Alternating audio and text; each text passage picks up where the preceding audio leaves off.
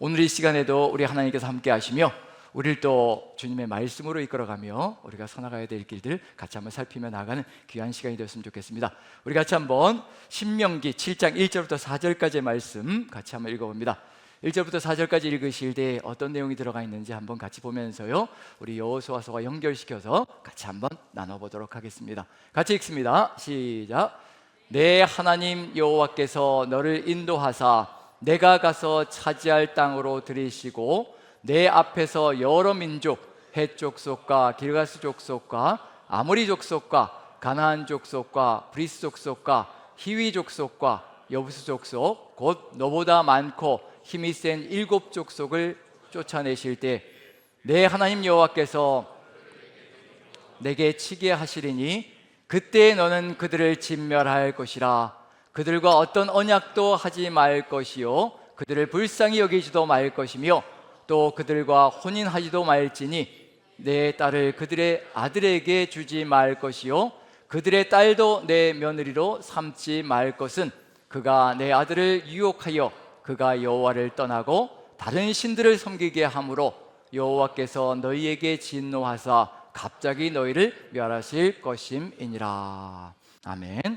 오늘 내용을 읽으면서 우리가 성경을 부분적으로 알게 되면 상당한 오해들을 가질 수 있는 내용들이 상당히 많다는 것을 깨닫게 됩니다. 여호수아서를 지금 우리가 묵상해 나가면서 가고 있는데요, 여호수아서 속에서 오늘은 이제 갈렙의 이야기를 같이 묵상했지요.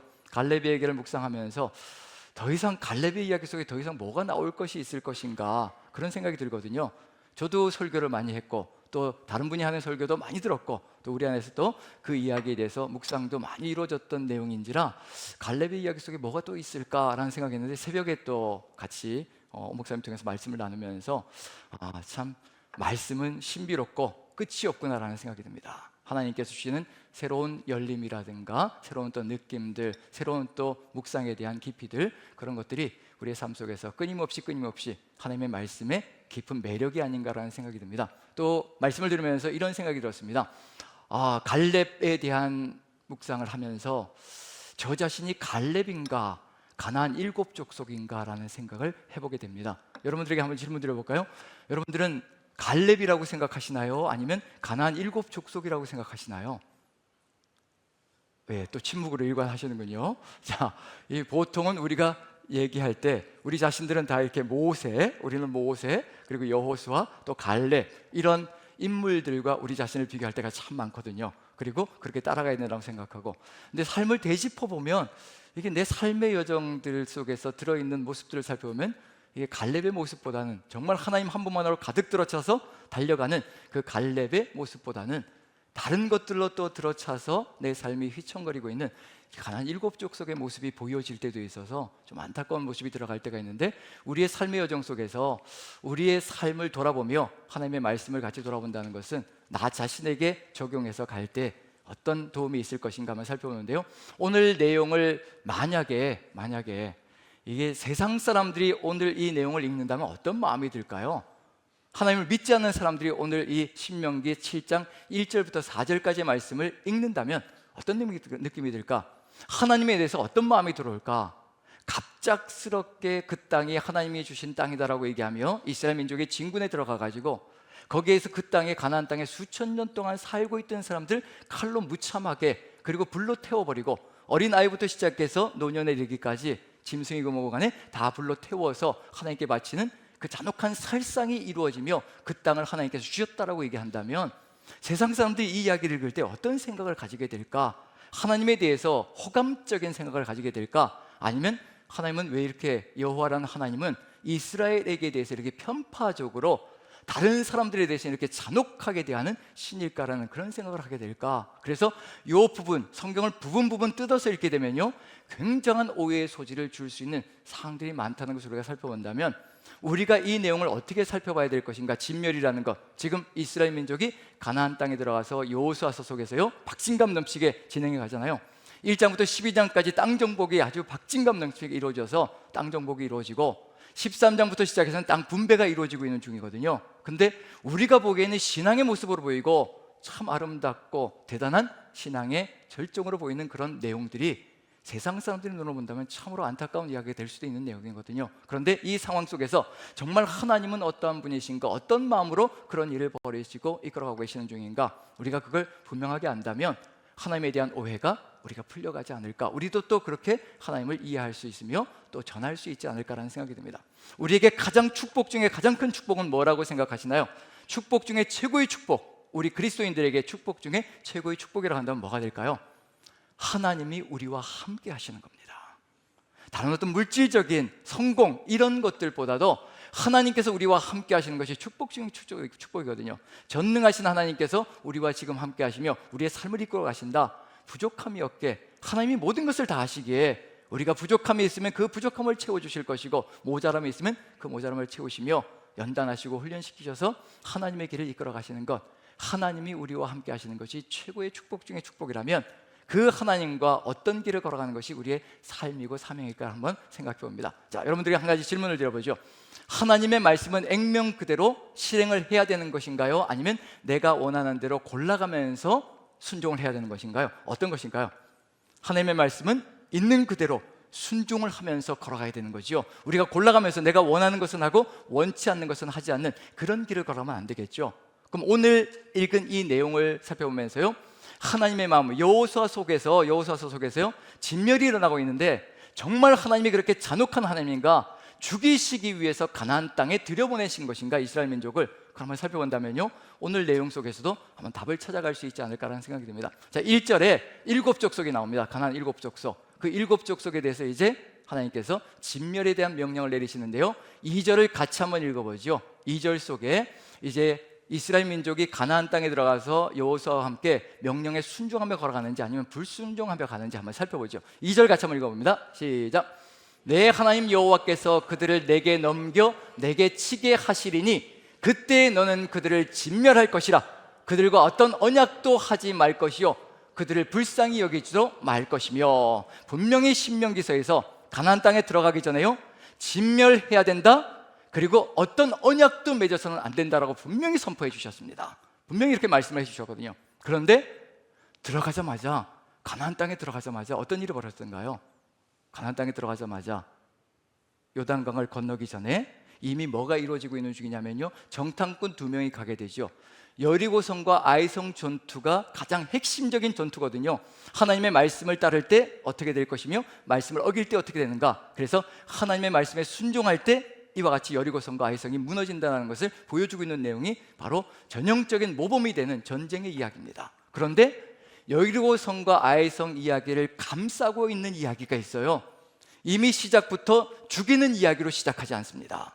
무엇부터 시작하고 있냐면 2장에서, 여호수아서 2장에서요, 라합의 가족을 살려주는 이야기로 시작하고 있습니다.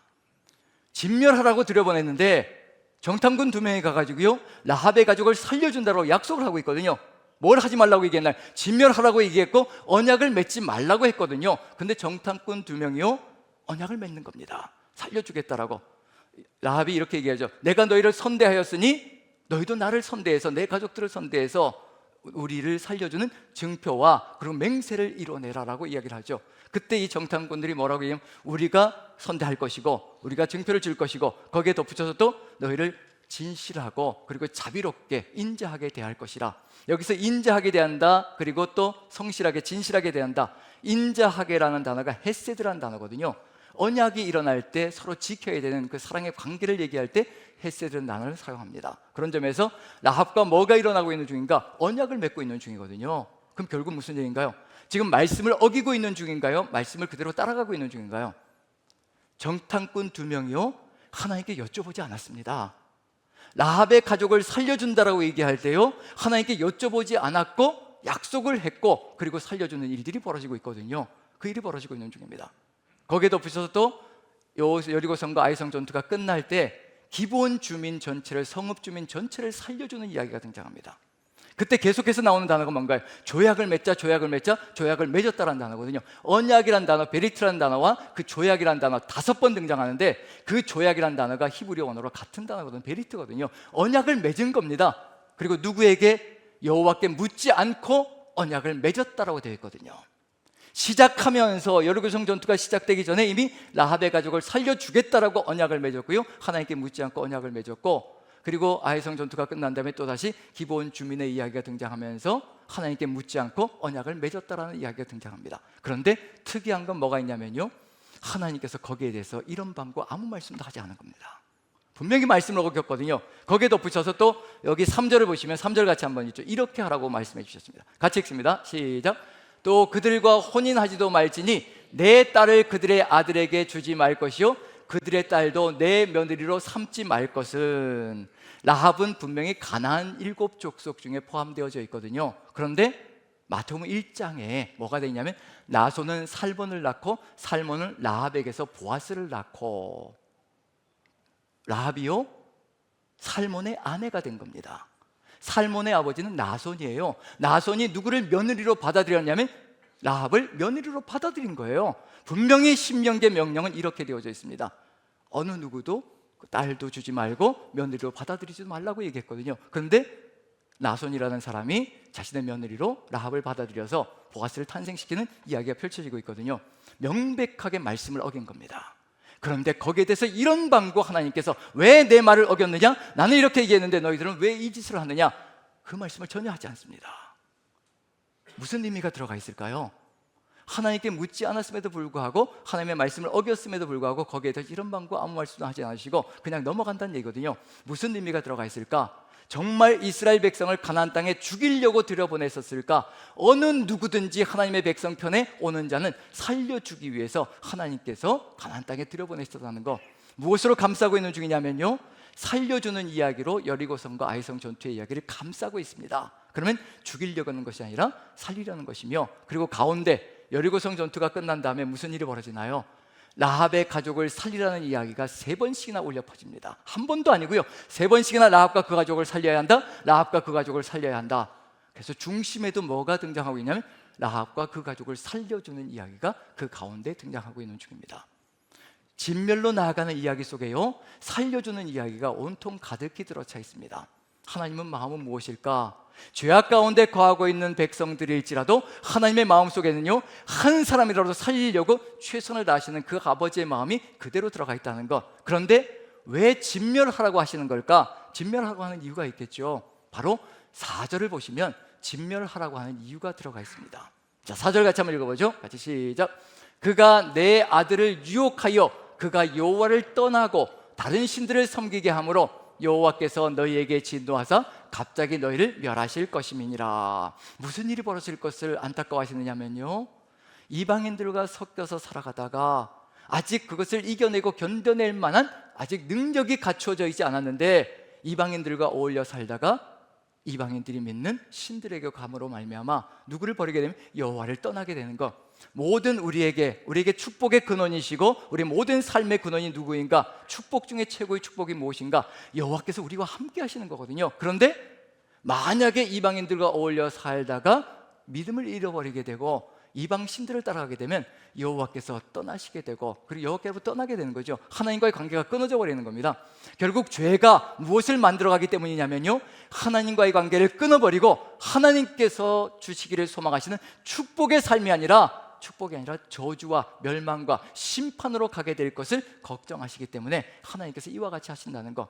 그럼 여기서 한 가지 힌트를 얻을 수가 있는 거죠. 어떤 힌트가 들어갈 수 있냐면요, 우리가 이 세상을 능히 이겨내고 이 세상 사람들을 하나님께로 이끌어갈 수 있는 빛의 소명을 감당할 수 있는 준비가 되어진다면요, 절대 세상은 진멸될 필요가 없습니다. 지금 이스라엘 민족이 가나안 땅에 들어갈 때 아직 연약하거든요. 유약하거든요. 아직 연약한 인생들인지라 들어가서 실수하고 실패하고 무너져서 다 쓰러져 버리면 결국 하나님의 백성의 역할이 다 사라질 것이기 때문에 그 안타까운 마음으로 하나님께서 무엇을 이루어가고 있는 중인가? 진멸하라는 명령을 주시지만, 하지만 여호수아서 우리가 살펴본다면요, 거기에 죽이는 이야기보다 살려주는 이야기가 더 강력하게 비춰지고 있다는 점에서 하나님의 마음은 죽이는 것이 본질이 아니라 살리기 위하여 애쓰신다는 거, 우리에게도 역시 마찬가지일 겁니다. 우리에게 지금 하나님께서 명령을 주셨죠. 가서 모든 민족으로 제자를 삼아 아버지와 아들과 성령의 이름으로 세례를 주고 내가 너에게 분부한 모든 것을 가르쳐 지키게 하라. 우리에겐 진멸의 명령이 주어진 것이 아니라 이 세상 모든 민족을 제자로 만들어가는 소명이 우리에게 주어져 있거든요. 우리는 이제 세상을 능히 이겨낼 수 있는 준비가 되어져 있다는 것을 우리에게 알려주시는 것이고, 하나님께서 이끌어 가시는 역사가 있다는 것을 분명히 보여주고 있는 중입니다. 아브라함의 이야기 속에 한번 살펴본다면요, 아브라함이 믿음의 조상으로 이제 살펴보면 왜 이와 같은 길로 갈 수밖에 없는가, 이스라엘 민족에게 왜 땅을 주시고 가나안 땅을 선물로 주실 수밖에 없는가, 그걸 우리가 알아야 되거든요. 우리가 생각하기에 그냥 하나님께서 이스라엘 민족에게 땅을 주시기 위해서 가나안 족속을 죽인다, 그런 전쟁이 아니거든요. 하나님은 땅 투기꾼이 절대 아닙니다. 그냥 자신의 백성에게 땅을 주기 위해서 엄한 백성들을 죽이는 그런 하나님이 아니시거든요. 이미 하나님께서 계획하신 바가 있고 뜻하신 바가 있습니다. 아브라함 때 이미 보여주신 것이 있거든요. 왜 가나안 족속이 이렇게 될 수밖에 없는가, 하나님께서 주신 말씀이 있습니다. 자, 아브라함의 이야기를 한번 보죠. 창세기 15장을 보시면요, 자, 15장 12절부터 15절까지 한번 읽어봅니다. 12절부터 15절까지 땅 약속을 허락하시는데 그 땅 약속 속에 어떤 마음이 들어가 있는지 같이 한번 읽어보죠. 시작.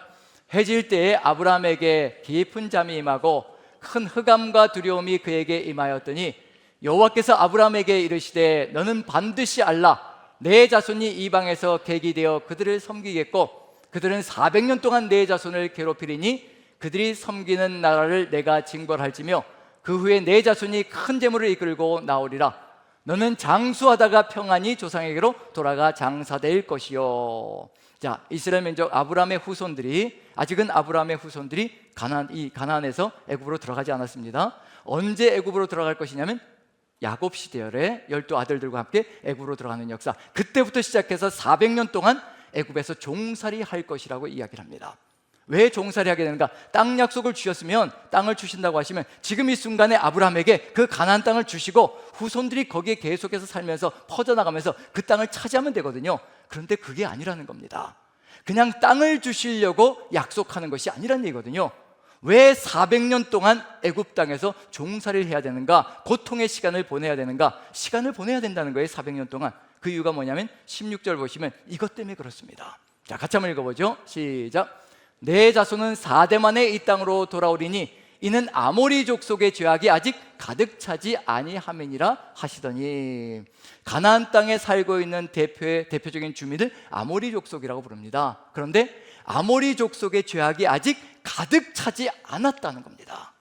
누구에게 먼저 지금 그 땅을 임대해 줬다는 얘기냐면 가나안 족속들, 아모리 족속으로 대표되는 가나안 족속들에게 가나안 땅을 임대해 주신 겁니다. 아직 시간이 남아 있습니다.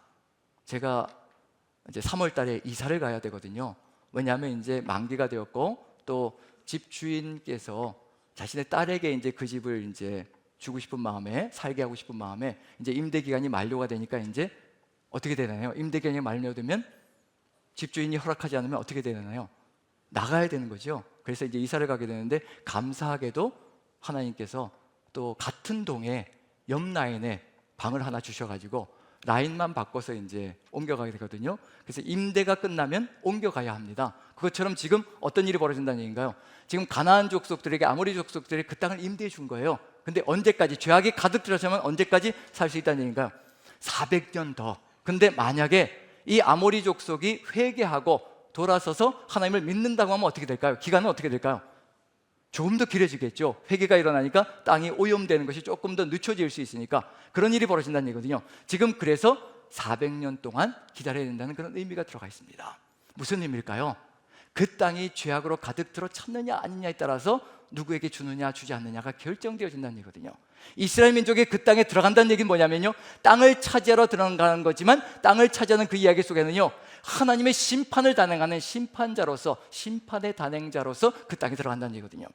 하나님의 백성이 하나님을 대신하여 그 땅의 심판을 이루기 위해서 들어간다는 것. 근데 여기서 아브라함의 이야기 속에 이 이야기가 들어가 있는데 아브라함에게 보여주는 것이 있습니다. 만약에 아모리 족속의 죄악이 가득 들어차면 어떤 일이 벌어질 것인지 아브라함의 이야기 속에 들어가 있는 것이 있습니다. 그게 뭐냐면요, 소돔과 고모라 사건입니다. 소돔과 고모라가 죄악이 너무도 관영해가지고 가득 들어서, 악으로 가득 들어차서 하나님의 유황불 심판을 받거든요. 불로 심판을 받는 겁니다. 그게 진멸이거든요. 이스라엘 민족이 정복한 다음에 불로 태워버리는 겁니다. 여리고 성도, 아이 성도 불로 다 태워버리는 겁니다. 진멸이거든요. 소돔과 고모라가 바로 진멸의 법으로 하나님께로부터 심판을 받는 그 역사가 펼쳐지고 있는 중입니다. 자, 그런데 우리가 한 가지 이해해야 될 게 뭐냐면요, 소돔과 고모라가 유황불로 완전히 어린아이부터 시작해서 노년까지 완전히 태워서 다 진멸되어졌고 심판을 받았다라고 얘기하면 아무도 거기에 대해서 비판을 가지 않습니다. 하나님이 잔혹하다 뭐다라고 얘기를 하지 않습니다. 왜 그럴까요? 소돔과 고모라는 죄악으로 가득 들어차 있었으니까, 죄악의 원흉이고 죄악의 도시였으니까 당연히 그렇게 벌을 받아야지 하는 게 우리 마음속에 가득히 들어차 있거든요. 근데 여호수아서에서 가나안 땅에 들어가서 소돔과 고모라에 했던 것처럼 그렇게 진멸의 역사가 펼쳐진다고 하면 사람들이 이상하게 쳐다봅니다.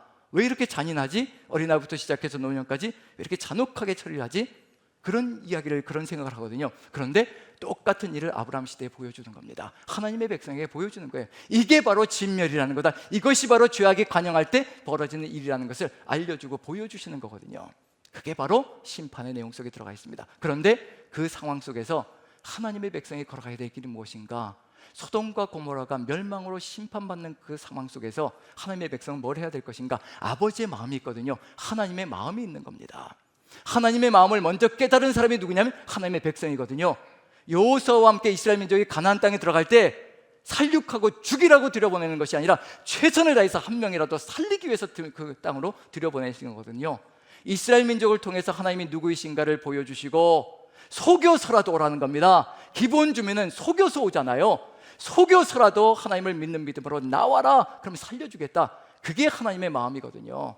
살리시기 위해서 속임까지도 당할 준비가 되어 있는 분이 누구시냐면 우리 하나님 아버지라는 겁니다.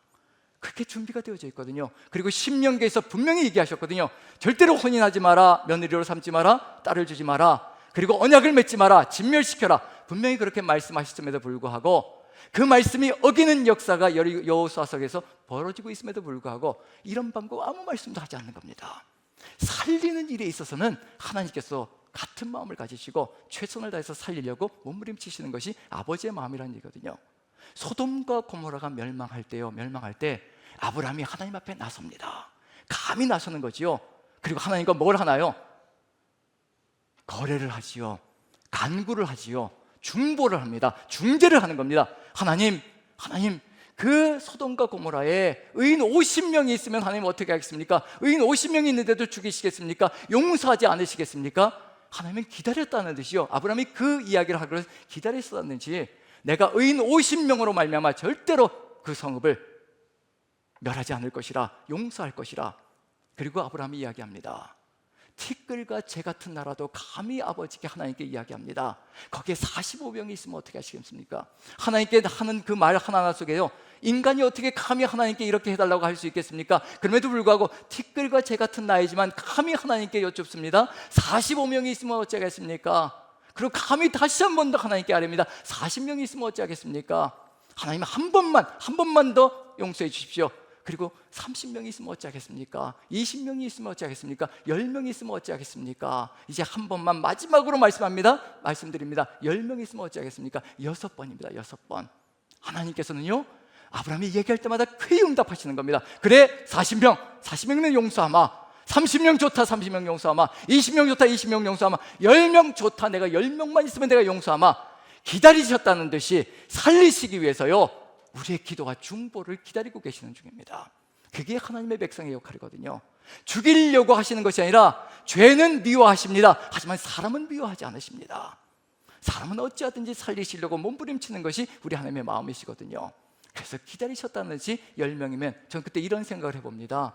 만약에 아브라함이 조금 더 과하게 좀 나갔으면 어땠을까?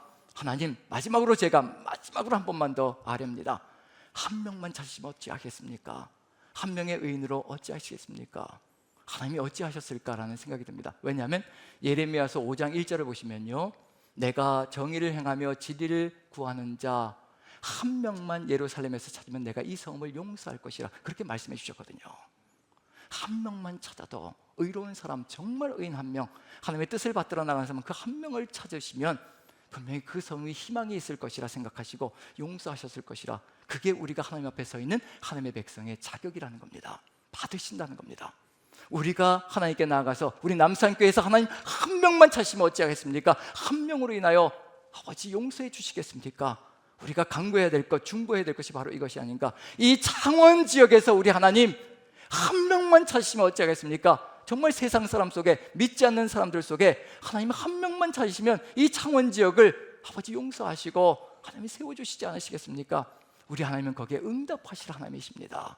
왜냐하면 살리는 것이 목적이시거든요. 죽이는 게 목적이 아니시거든요. 그걸 이야기하고 있는 중입니다. 그 소돔과 고모라 사건, 그러면 이제 안타깝게도 가나안 땅에 이스라엘 제외한 이스라엘이 들어가고요, 가나안 7족속이 진멸되는 길로 가고 있는 중입니다. 그러면 가나안 족속들은 소돔과 고모라보다 더한 죄를 저질렀다는 얘기인가요? 덜하다는 얘기인가요? 어떨까요? 진멸의 길로 가고 있는 중입니다. 그럼 소돔과 고모라와 비교할 때 가나안 족속들은 가벼웠을까요? 무거웠을까요? 어떨까요? 결코 가볍지 않았을 겁니다. 레위기에서 분명히 선포하는 것이 있습니다. 가나안 족속들이 어떻게 살아가고 있는지, 그 족속들이 땅을 얼마나 더럽게 만들어가고 있는지, 그 400년 기간 동안도 기다려주셨는데 그 400년 기간 동안에 어떤 짓을 벌이며 살아가고 있는지 레위기가 역력히 보여주고 있습니다. 18장과 20장에 나오거든요. 몇 부분만 읽어봅니다. 무엇에, 어떤 부분에 가장 여러분들이 초점이 맞춰지는지, 아마 그게 우리가 지금 신경 쓰고 있는 부분이 아닐까 싶습니다. 각자마다 아마 초점이 맞춰지는 부분이 다를 수가 있어요. 그렇지만 그것은 우리가 각자 또 지금 상황이 다르기 때문에 그럴 수 있다는 것을 염두에 두고요, 하지만 전체가 종합되어져 있는 겁니다. 그래서 레위기 18장 7절 같이 한번 읽어보죠. 7절 같이 읽습니다. 시작. 내 어머니의 하체는 곧 내 아버지의 하체이니 너는 범하지 말라. 그는 내 어머니인즉 너는 그의 하체를 범하지 말지니라. 가나안 족속들이 벌이고 있는 행위 속에 어머니의 하체를 범한다, 어머니와 성적인 간음을 일으키고 있다는 얘기를 하고 있는 중입니다. 이건 친어머니입니다. 그 다음 8절에 가면요, 내 아버지의 아내의 하체를 범하지 말라가 나오거든요. 아버지의 아내는 이제 계모입니다. 7절에는 친모를 얘기하는 겁니다. 이게 도대체 무슨 일일까? 어느 정도란 얘기예요? 저는 소돔과 고모라에도 이런 얘기는 못 읽어봤습니다. 친어머니와 계모와 그런 얘기까지는 아직 소돔과 고모라는 동성애는 들어가 있었거든요. 소돔과 고모라에. 근데 여기까지는 아니었던 것 같습니다. 근데 우리 시대 어떤가요? 지금 우리가 살아가는 이 시대, 세상 속에서 근친상간이 벌어지고 있나요? 아닌가요? 아버지가 딸을 학대하고 성적인 폭력을 가하고, 그 다음에 오빠가, 그 다음에 삼촌이 조카를 성범죄하고, 이런 근친상가들이 이 세상 속에 퍼져 있습니다. 우리가 몰라서 그렇지요, 그런 이야기들이 끊임없이 퍼져나오고 있습니다. 그런 일이 벌어지고 있습니다. 근친상간을 얘기하고 있거든요. 그게 지금도 우리 시대에도 벌어지고 있는 일입니다. 우리가 지금 교회 안에서 생활하고 있기 때문에, 그곳으로부터 멀어져 있기 때문에 얼마나 그게 축복인지 모르고 살아가고 있는 중이거든요. 세상 속에서는 이런 일이 벌어지고 있는 중입니다. 그 다음에 20절 같이 한번 읽어보죠. 같이 시작. 너는 내 이웃의 아내와 동침하여 설정함으로 그 여자와 함께 자기를 더럽히지 말지니라. 불륜, 내로남불이라는 게 있죠. 내가 하면 로맨스고 남이 하면 불륜이다 라고 얘기하는 것. 그래서 세상 사람들 이야기 들어보면 이런 이야기들이 많습니다. 결혼했는데도 불구하고 여자친구와 남자친구가 있고, 또 같이 성적인 접촉들을 가지며 살아가는 이야기들이 비일비재하게 들립니다. 죄기에도 들리거든요. 세상 속에서 벌어지고 있는 일들입니다. 없는 이야기가 아니거든요. 지금도 벌어지고 있는 일들입니다. 그게 땅을 더럽힌다고 얘기하고 있습니다. 이 땅이 얼마나 더러워지고 있는지 그게 보이는 거거든요. 우리의 소명이 무엇인지도 분명히 보이는 겁니다. 죽어가는 세상 속에서 우리가 해야 될 일이 무엇일까? 저런 일이 벌어지고 있는 중입니다. 21절 같이 한번 읽어보죠. 21절 같이 시작. 너는 결단코 자녀를 몰렉에게 주어 불로 통과하게 하므로 내 하나님의 이름을 욕되게 하지 말라. 나는 여호와이니라. 우상 숭배가 만연해 있습니다. 몰렉 하나만 지금 얘기하고 있는 중이거든요. 바알 신앙, 아세라, 갖은 신들이 너무도 많습니다. 여기 몰렉을 이야기한 건 뭐냐면 자녀를 불태워서 바치는 거예요. 아주 최고의 절정의 최악을 얘기하는 겁니다. 그걸 얘기하고 있는 중이거든요. 그 몰렉만을 얘기하고 있는 거. 우리가 우리의 성공을 위해서 가정을 희생시키고, 가족들을 희생시키고, 자녀들을 희생시키며 나가는 것 얼마나 많은지 이 시대도 벌어지고 있는 일들이거든요. 그 우상숭배, 물질주의, 성공주의, 세속주의, 이 모든 것들이 교회를 침투해 들어오는 그런 세상이 우리 안에서 펼쳐지고 있는 중입니다. 자, 22절 같이 한번 읽어보죠. 22절 같이 시작. 너는 여자와 동침함 같이 남자와 동침하지 말라. 이는 가증한 일이니라. 이게 뭔가요? 동성애를 얘기하는 겁니다. 동성애. 그것도 들어가 있습니다. 이것도 들어가 있거든요. 그 다음에 23절 같이 읽습니다. 시작. 너는 짐승과 교합하여 자기를 더럽히지 말며 여자는 짐승 앞에 서서 그것과 교접하지 말라. 이는 문란한 일이니라. 짐승과 성적인 교접이 일어나는 겁니다. 인간이 짐승과 성적인 교접을 하는 겁니다. 이런 일들이 벌어지고 있는 중이거든요. 지금 7절부터 23절까지인데 7, 8절부터 19절까지는 생략해 놨습니다. 그걸 다 여기다 다 얘기할 수가 없기 때문에 그 모든 것이 다 가나안 땅에서 벌어지고 있는 죄악들을 얘기하고 있는 중입니다. 이것으로 더러워지는 겁니다. 동성애도 그 중에 한 부분이라는 것을 분명히 얘기하고 있습니다. 땅을 더럽힌다라고 분명히 얘기하고 있습니다. 동성애를 허용해서는 안 된다는 것을 분명히 얘기하고 있습니다. 하나님의 말씀입니다. 그런데 중요한 것은 뭐냐면요, 동성애도 이 중에 하나라는 것을 기억해야 될 필요가 있습니다. 정말 지금 이 시대에 교회를 가장 치명적으로 무너지게 만드는 것이 무엇인가? 우리 안에서는 동성애는 일어나지 않고 있잖아요. 그래서 우리는 동성애에 대해서 극렬하게 반대할 수가 있습니다. 그런데요, 분명히 기억해야 될 필요가 있습니다. 수많은 우상 숭배는 교회 안에 만연해 있을 수가 있다는 얘기입니다. 내가 동성애 하지 않으니까 동성애는 공격하지만 내가 세속적인 것은 그대로 받아들이면서 세속적인 것은 그대로 살아가면서 거기에 대해서는 무마하고 넘어갈 때가 상당히 많습니다. 거기서는 건드리지 않습니다.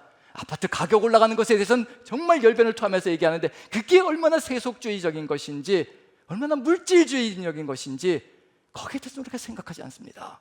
지금 교회를 더럽히는 것은요, 우리 남산교회를 더럽히는 것은요, 지금 동성애가 아닙니다. 우리의 세속주의가, 세상의 것인 물질주의, 성공주의, 그것이 우리 교회 안으로 물밀듯이 밀려 들어와서 우리가 그것이 세상 것인지도 모르고 붙들고 살아가는, 그것이 교회를 지금 무너뜨리고 있다는 그런 생각을 가져야 될 필요가 있습니다. 동성애는 눈에 확 띌 수가 있거든요. 커밍 오버 하게 되면요, 커밍 아웃 하게 되면요, 나오게 되어 있습니다. 그럼 우리가 주의하게 되어 있거든요. 그런데 이 세속주의는 우리가 이게 세상 사람인지 아닌지 분간조차 하지 못하고 살아갈 때가 많거든요. 이 모든 것들이 땅을 더럽히고 교회를 망치며 걸어가는 그런 길이 된다는 것을 알려주고 있는 중입니다. 우리가 하나하나 정말 세밀하게 우리의 삶을 살펴보면서 무엇이 우리의 삶을 지금 무너뜨리고 있는가를 분명하게 봐야 될 필요가 있습니다. 막아야 될 건 막고요, 그리고 바르게 세워가야 될 것 세워가는 그런 역사가 펼쳐야 되거든요. 이런 것들이 이제 어떤 역사를 이뤄내는가? 그 다음 24절부터 보시면요, 이런 일이 벌어집니다. 24절부터 한번 읽어보죠. 자, 24절 같이 읽습니다. 시작. 너희는 이 모든 일로 스스로 더럽히지 말라. 내가 너희 앞에서 쫓아내는 족속들이 이 모든 일로 말미암아 더러워졌고 그 땅도 더러워졌으므로 내가 그 악으로 말미암아 멸하고 그 땅도 스스로 그 주민을 토하여 내느니라. 더러움이 가득 들어찼다라고, 이제 더 이상 더러움을 채울 수도 없는 공간조차 없다고 얘기합니다. 이제는 더 이상 채울 공간이 없어서 이젠 그 주민들을 토해낼 지경까지 되었다라고, 죄악이 가득 들어찼다라고 이렇게 선포하는 것이 레위기의 내용입니다. 이스라엘 민족에게 선포한 것이 있거든요. 너희들은 제발 내가 거룩하니 너희도 거룩할지어다.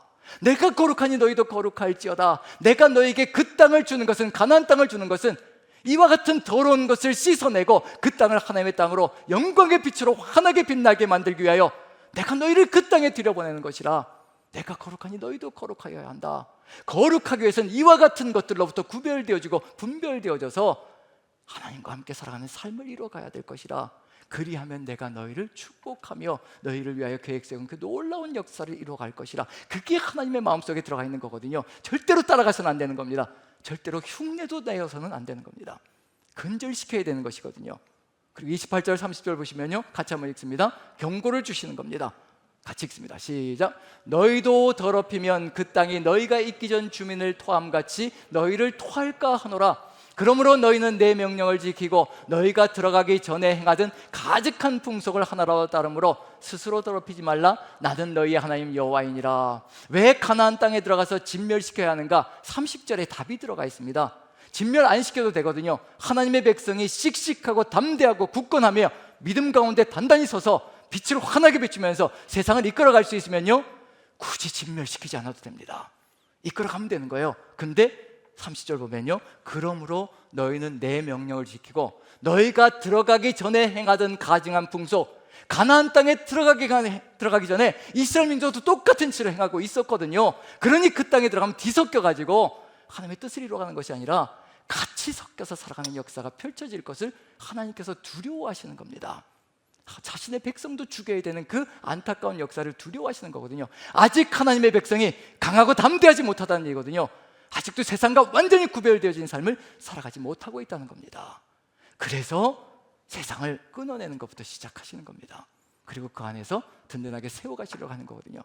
우리가 지금 이 땅에서 이 시대 속에서 정말 빛으로 환하게 빛날 수 있는 주 예수 그리스도 한 분만으로 가득히 채워져서 갈렙처럼 오직 충성하는 자, 온전히 좇는 자, 오직 여호와 하나님을 온전히 좇았다, 충성하였다, 그게 같은 뜻이거든요. 오직 여호와 하나님을 따라가는 마음으로 가득히 들어찼다, 밀레라는 단어, 가득하였다, 충만하였다라는 뜻입니다. 하나님 한 분만으로 가득히 들어찬 삶이 이루어지지 않는다면요, 절대 이 세상을 바꿔나갈 수가 없다는 것을 얘기하고 있는 중입니다. 지금 우리의 마음속에 무엇이 같이 공존하고 있는지 그걸 안다면 하나님의 마음이 어떤 것인지도 더 깊이 알아볼 수 있지 않을까라는 생각이 듭니다. 그런데 이 걱정과 염려가 가나안 땅에 들어가서 여호수아의 진두지휘 아래 가나안 땅을 점령했는데 정말 수백 년의 세월이 지난 다음에 어떤 일이 벌어졌는가? 이 경고가 실제가 된다는 얘기거든요.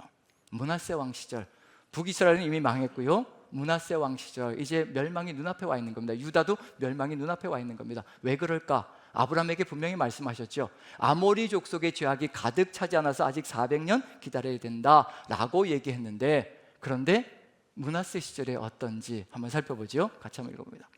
21절입니다. 열왕기하 21장 8절 9절 11절입니다. 같이 한번 읽어보죠. 같이 시작. 만일 이스라엘이 나의 모든 명령과 나의 종 모세가 명령한 모든 율법을 지켜 행하면 내가 그들의 발로 다시는 그의 조상들에게 준 땅에서 떠나 유리하지 아니하게 하리라 하셨으나, 므낫세 시절에도 이렇게 계속해서 말씀해 주시는 겁니다. 그런데 9절 11절 같이 한번 읽어보죠. 시작.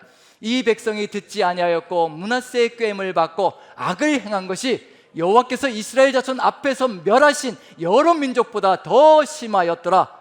유다 왕 므낫세가 이 가증한 일과 악을 행함이 그 전에 있던 아모리 사람들의 행위보다 더욱 심하였고 또 그들의 우상으로 유다를 범죄하게 하였도다. 아모리 족속의 죄악이 가득 찰 때까지 400년 기간을 기회를 주셨고, 가득 찼을 때 진멸로 심판하셨습니다. 이스라엘도 진멸되는 겁니다. 바벨론을 동원해서요, 이스라엘을 진멸시키시는 겁니다. 그 땅에서 다 쫓아내버리시는 겁니다. 그 땅을 또 다른 사람에게 주시는 겁니다. 70년의 세월 동안 그 일이 벌어지고 있는 중이거든요. 바로 무엇 때문인가? 단 한 가지입니다. 사람 때문이 아니라 죄 때문입니다. 죄 때문에 땅을 잃게 되고 심판을 받게 되고 무너지는 역사가 펼쳐집니다. 이게 바로 구약성경 속에서 벌어지고 있는 일이고요. 하나님께서 사람을 미워하시는 것이 아니라 바로 그 죄를 미워하시는 겁니다. 그 죄로 절대 가까이 가지 마라, 그 죄와 절대로 접촉하지 마라, 그 죄를 따라가지 마라, 그게 하나님의 마음이신데 그걸 계속 따라가며 무너지고 있는 중이거든요. 그러면 이제 우리 그리스도인들은 어떻게 해야 될까요? 세상이 죄로 가득 들어차 있잖아요. 레위기에서 얘기한 그 진상간의 죄, 그 다음에 우상숭배의 죄, 성적인 불륜들, 그리고 동성애, 이런 것으로 세상이 가득 들어차 있잖아요. 그럼 제가 여러분들에게 칼을 쥐어주면 진멸로 나아가시겠습니까? 어떻게 하시겠습니까? 왜냐하면 세상을 진멸시켜야 되잖아요. 그런데 이제 세상이 바뀌었습니다. 누가 진멸을 받으셨던가요? 우리 구주 예수 그리스도께서 세상의 모든 죄를, 과거에 저지른 죄, 지금 현재 저지르고 있는 죄, 미래에 저지를 모든 죄까지 다 짊어지시고 십자가 위에서 그 형벌을 다 받으셨습니다. 진멸의 형벌을 주님께서 다 받으셨답니다. 우리에게 그리고 무엇을 선포하시나요? 내가 너희를 위하여 모든 죄를 다 짊어지고 너희의 모든 진멸의 죄를 내가 다 짊어지고 십자가에서 다 해결하였다. 그리고 내가 너희들을 용서한다라고 말씀하시거든요. 우리를 용서해 주셨습니다. 믿기만 하면. 그럼 우리는 어떤 존재인가요? 이미 예수 그리스도의 용서를 먼저 받은 존재들입니다. 우리는 먼저 회개함으로 용서받은 죄인들이고, 세상에 있는 사람들은 아직 용서받지 못한 죄인들이고, 우리는 먼저 회개한 죄인들이고, 세상 사람들은 아직 회개하지 않은 죄인들이고, 죄인들은 의미는 똑같습니다. 하지만 먼저 용서받았느냐 아직 아니냐의 차이밖에 없습니다. 그럼 우리가 세상 속에 들어가서 해야 될 일이 뭔가요? 우리는 칼을 들고 진멸하는 것이 아니라 우리 입술에서 진멸이라는 단어도 나오지 말아야 합니다. 우리가 진멸해야 될 것은 뭔가요? 다른 것이 아니라, 우리는 진멸이 아니라 용서를 선포하는 겁니다. 주님께서 십자가 위에서 용서하셨습니다. 우리의 죄를 다 용서하셨습니다. 어느 누구든지, 동성애든지 아니면 근친상간이든지 아니면 불륜이든지 그 어떤 죄악도 우리 하나님께 회개하고 자복하며 나오면 어떤 죄도 용서받지 못할 죄가 없습니다. 그게 우리가 선포해야 될 내용입니다.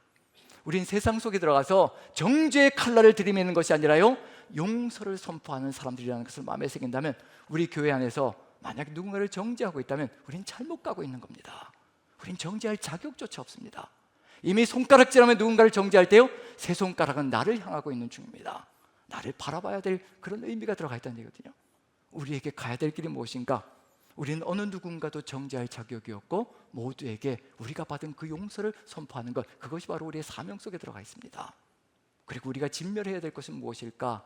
7대적은 무엇일까? 제가 한번 읽어볼까요? 우리가 진멸해야 될 7대적, 7족속, 물질주의, 성공주의, 한탕주의, 승리주의, 권력주의, 세속주의, 자유주의, 이 7가지 우리 교회를 망치고 우리의 삶을 망쳐버리는 이 주의들, 이런 것들을 우리가 진멸해 나가면서 살아나갈 때 우리는 분별되어진, 구별되어진 존재로 주님 앞에 나아갈 것이면서요, 세상 속에서 빛을 환하게 비추는 존재가 될 겁니다. 그리고 바울 사도가 늘 얘기했던 것처럼 자신은 죄인 중에 괴수라고 얘기하잖아요. 그걸 잊지 않았습니다. 용서받았다는 거예요. 자기는 죄인 중에 괴수인데 용서받았다는 겁니다. 그래서 그 입술에 늘 뭐가 가득히 들어차 있냐면 멸시와 천대를 받으면서도 늘 정죄하지 않습니다. 늘 이와 같이 살아가자라고 권면하며 나아갑니다. 한번 에베소서 같이 한번 살펴보고요, 마무리 짓도록 하겠습니다. 4장 31절 32절 같이 읽습니다. 시작. 너희는 모든 악독과 노함과 분냄과 떠드는 것과 비방하는 것을 모든 악의와 함께 버리고 서로 친절하게 하며 불쌍히 여기며 서로 용서하기를 하나님이 그리스도 안에서 너희를 용서하심과 같이 하라. 제발 악독을 버리고 노함을 버리고 분냄을 버리고 떠드는 것도 비방하는 것도 모든 악의와 함께 버리고 네가 용서받지 않았느냐? 나도 용서받지 않았느냐? 서로 친절하게 하며 불쌍히 여기며 그리고 용서하기를 하나님이 그리스도 안에서 너희를 용서하신 것 같이 하라.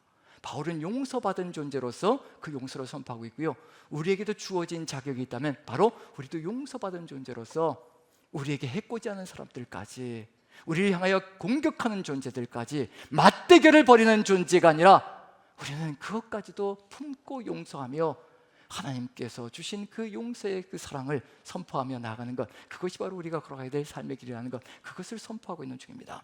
지금 우리의 입술에서 어떤 말이 나가야 될 것인가? 그것이 가장 소중합니다. 우리를 이 세상 속에 주 예수 그리스도의 구원의 길로 우리를 세워놓으셨고요, 주님께로 이끌어가기 위해서 우리를 세워놓으신 겁니다. 세상을 죽이기 위해서 세워놓으신 것이 아니라 세상을 구원하시기 위해서. 이미 심판은 끝났습니다. 예수님께서 말씀하시길 내가 이 땅에 온 것은, 인자가 이 땅에 온 것은 심판하기 위하여 온 것이 아니라 구원하기 위하여 온 것이다라고 말씀해 주신 것처럼 우리를 또 구원의 길로 이끌어 주셨고, 우리를 통하여서 또 세상 사람들을 주께로 이끌어 가시기 위하여, 이 용서의 길로 이끌어 가시기 위하여 하나님께서 우리를 부르셨다는 것을 마음에 새기시며, 이 용서의 길 속에 저와 여러분들 함께 하나 되어 세상을 이끌어 나가는 귀한 사명 감당하기를 간절히 축원드립니다. 우리 350장 같이 찬양드리며, 우리들의 싸울 것은 혈기도 아니고 육신도 아니고 그리고 하나님과 함께하는 삶을 통하여 사단과의 전쟁을 일으켜 나가는 것, 그것이라는 것을 마음에 새기며 우리 같이 한번 찬양드리며 기도하는 시간을 갖습니다.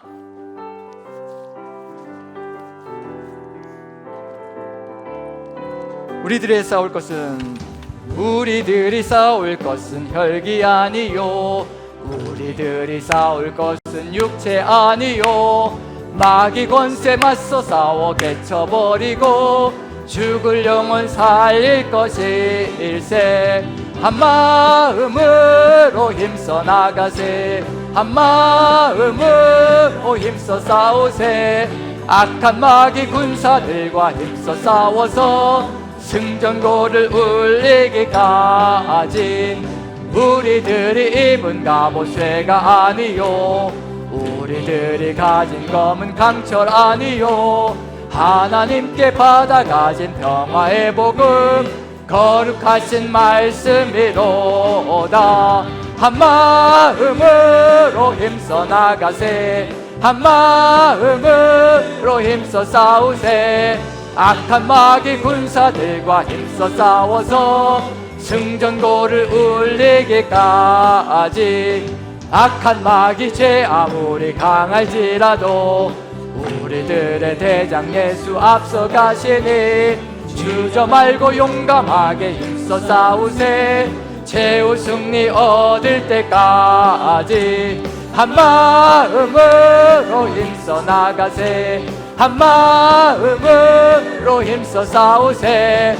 악한 마귀 군사들과 힘써 싸워서 승전고를 울리기까. 죄악 중에 빠진 사람 죄를 뉘우쳐 십자가에 달린 예수 믿기만 하면 위태한 데 빠진 영혼 구원 얻어서 천국 백성 될 것이니.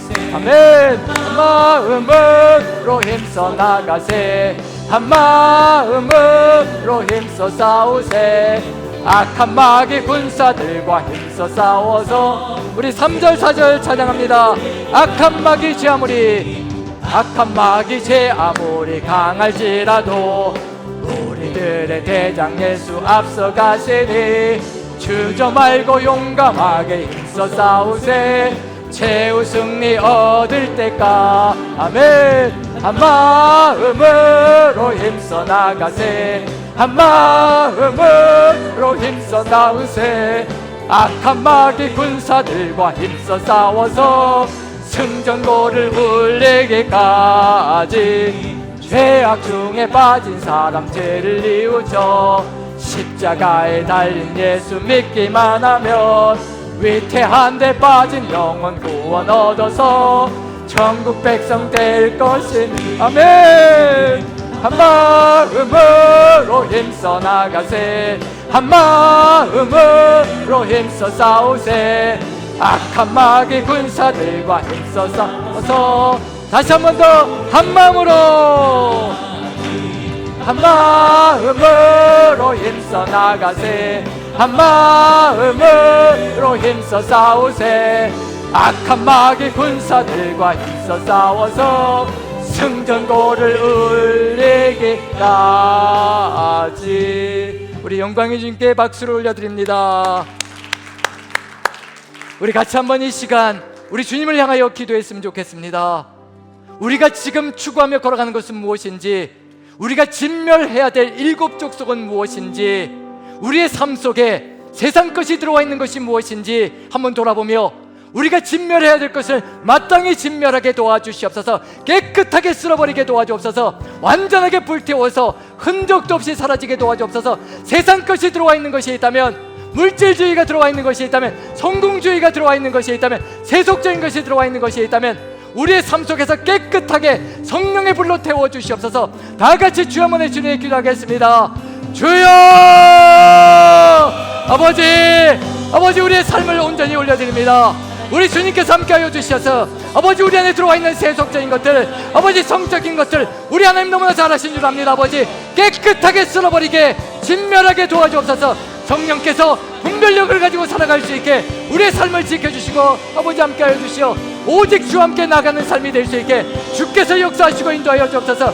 아버지 우리가 은연중에 세상 것이 들어와 있는 것이 있습니다. 아버지 세상의 방식이 우리의 삶을 사로잡을 때가 참으로 많습니다. 아버지 도와주시옵소서. 이 세속적인 것, 세상적인 것 우리를 무너뜨리고 아버지와의 관계를 파괴하며 나가는 것, 아버지와 멀어지게 만들어가는 이 모든 것들 아버지 다 끊어버리게 도와주시옵소서. 오직 주님께서 함께하여 주시고 주의 은혜로 가득히 채워주셔서 오직 주님 한 분만으로 가득히 들어차 나아가는 삶이 되게 도와주시옵소서. 아버지 역사하여 주시옵소서. 우리 한 가지 더 기도했으면 좋겠습니다. 우리의 삶 속에 하나님이 우리와 함께 하시는 것이 가장 큰 축복이요 가장 큰 위대함이라는 것을 마음에 새기며 오직 주의 성령님 함께하여 주셔서 우리를 이 세상 속에서 빛으로 환하게 빛나게 도와주시옵소서. 오직 주님 한 분만 비추는 소금이 되고 빛이 되는 역사 이 세상 가운데에서 아버지 비추게 도와주시옵소서. 그래야 썩어져가는 세상, 더럽게 그지없는 세상 속에서 한 명이라도 구원의 방주에 실는 우리의 사명 감당이 되게 도와주옵소서. 성령님 충만하게 역사하여 주시옵소서. 다 같이 한 목소리로 주님의 진에 기도하겠습니다. 주여 주여 주여 도와주시옵소서. 아버지 충만하게 인도하여 주시옵소서. 우리의 부족함과 연약함을 하신 우리 하나님, 우리의 나약함을 하신 하나님, 우리에게 아버지 성령의 충만함으로 함께하여 주셔서 이 충만함으로 세상 속으로 들어가게 도와주옵소서. 주님께서 함께하여 주셔서 우리가 세상 속에서 능히 세상을 이기며 아버지 그냥 맞대결을 벌이는 것이 아니라 세상을 녹여낼 수 있는 아버지 성령의 불이 되게 도와주옵소서. 성령의 열정이 되게 도와주옵소서. 오직 성령님 함께하여 주셔서 구원할 자를 우리를 통하여서 구원하여 주시옵소서. 세울 자를 우리를 통하여서 세워주시옵소서. 오직 주께서 함께하여 주시옵소서. 주께서 역사하여 주시옵소서. 오직 주 예수 그리스도. 사랑의 하나님, 우리가 주님께 간구합니다. 우리의 힘과 능력으로는 결코 할 수가 없습니다. 아버지, 세상 속에서, 이렇게 위력적인 세상 속에서 우리보다 많고 강한 7 족속들이 버티고 있는 이 세상 속에서 우리가 어떻게 아버지 감히 능력을 발휘할 수 있겠습니까? 오직 주의 성령께서 함께하여 주시어서 주의 빛으로 환하게 빛나게 도와주시옵소서. 세상과 맞대결을 벌이는 것이 아니라 아버지 성령의 역사로 세상을 녹여낼 수 있게 도와주옵소서. 용서로 녹여내게 도와주시고 사랑으로 녹여내게 도와주시고 오직 겸손과 온유로 세상을 이끌어갈 수 있게 도와주시옵소서. 설사 지금 따라오지 않을지라도 한 명씩 한 명씩 오직 주님께로 이끌어갈 수 있는 그 사명을 감당케 도와주시옵소서. 세상이 살아가고 있는 방식들은 절대로 따라가지 않게 도와주시옵소서. 아버지, 분별력과 구별력을 가지고 오직 주의 말씀을 따라 주의 사람으로 주의 뜻을 이루어가는 귀한 사명을 능히 감당할 수 있도록 성령의 충만함으로 지켜주셔서 세상 속에서도 능히 세상을 이기며 세상을 이끌어가는 삶이 되게 도와주시옵소서. 우리 모두를 이 2025년에 주의 빛으로 강하게 세우셔서 세상을 구원하는 역사로 우리를 삼아주실 줄로 믿사오며 우리 구주 예수 그리스도 귀하신 이름 받들어 기도합나이다. 아멘. 아멘. 자, 우리 다 같이 일어나셔서 선포하는 시간 같습니다. 우리 주님 오실 때까지 주의 뜻을 받들기를 소망합니다. 다 같이 선포합니다. 시작. 아멘. 주 예수여 오시옵소서. 마라나타. 아멘.